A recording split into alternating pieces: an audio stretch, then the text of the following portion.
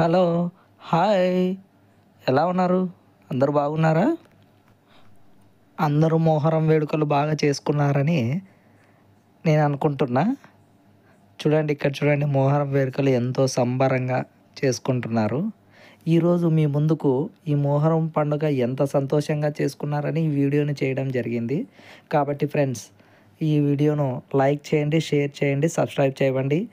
మీ మిత్రులకు షేర్ చేసి వాళ్ళని కూడా వీడియో చూడడానికి ప్రోత్సహిస్తారని అనుకుంటున్నా. మన ఊర్లో మొహరం అంటే చాలా సంబరంగా చేసుకుంటారు కదా. అదేవిధంగా కొన్ని ఊర్లో మొహరము చాలా బాగా ఎంజాయ్ చేయడం జరిగింది.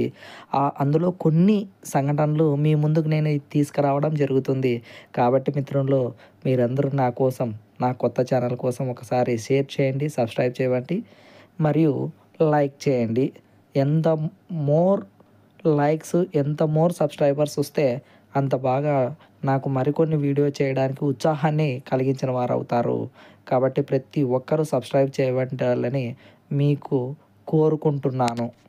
మీకు ఇప్పుడు ఒకటి డోర్ దగ్గర ఉన్నటువంటి కటారు కొండలో మొహరం వేడుకలు ఎలా నిర్వహించారో ఒక్కసారి మీకు ఈ వీడియోను ఎంతో కష్టపడి మీకోసం నేను అక్కడికి వెళ్ళి సేకరించి వచ్చాను. కాబట్టి దీనికోసం కూడా మీరు ఒకసారి లైక్ చేయండి, షేర్ చేయండి, సబ్స్క్రైబ్ చేయండి. చూడండి ఎంత బాగుంది, డ్యాన్స్ మాత్రం ఎక్సలెంట్గా ఉంది. అసలు ఈ పల్లెటూరు వాతావరణము మొహరం వేడుకలకు ఒక మంచి ఉదాహరణగా చెప్పేటువంటి వీడియో ఇదిగా మనం చెప్పచ్చు. చూడు, ఇటువంటి వేడుకలు మన విలేజ్లో కూడా పల్లెటూరులో ఇప్పటికీ జరుగుతూ ఉన్నాయి. కాబట్టి వీడియోని చూడండి ఒకసారి.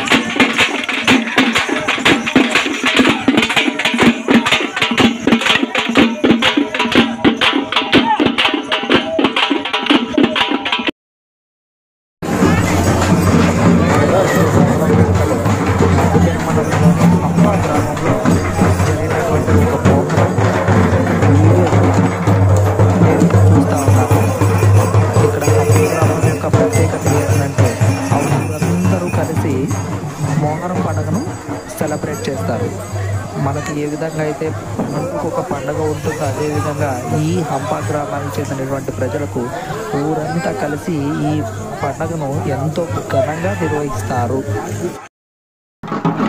అంతేకాదండి, ఈ ఊళ్ళో ఇంటికి సంబంధించిన ప్రతి ఇంపార్టెంట్ వస్తువు కూడా అగ్నిగుండం చుట్టూ ప్రదర్శన చేస్తారు. ఈవెన్ పశు పక్షాదులను కూడా